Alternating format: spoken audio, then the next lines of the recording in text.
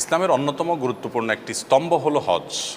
এটি আল্লাহ রাব্বুল আলামিন সামর্থ্যবানদের উপর আবশ্যক করেছেন, ফরজ করেছেন। আল্লাহ কোরআনে বলেছেন, ওয়ালিল্লাহি আলান নাসি হজ্জুল বাইতি মান ইসতাতা ইলাইহি সাবিলা। যাদের বাইতুল্লাহ গিয়ে হজ করার আর্থিক সঙ্গতি আছে, সামর্থ্য আছে, শারীরিক সামর্থ্য আছে, আল্লাহ তাআলা তাদের উপরে বাইতুল্লাহ গিয়ে হজ করাটাকে ফরজ করেছেন। এটা আল্লাহর পাওনা বান্দার কাছে, এবং এটি একটি প্রেমময় ইবাদত, যে ইবাদতে বান্দার সাথে আল্লাহর একটা সুনিবিড় সম্পর্ক তৈরি হয়।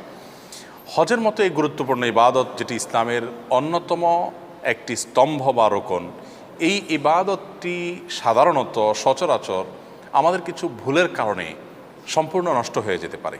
যেমন 3টি বিশেষ ভুলের কারণে আমাদের হজ অনর্থক হয়ে যেতে পারে।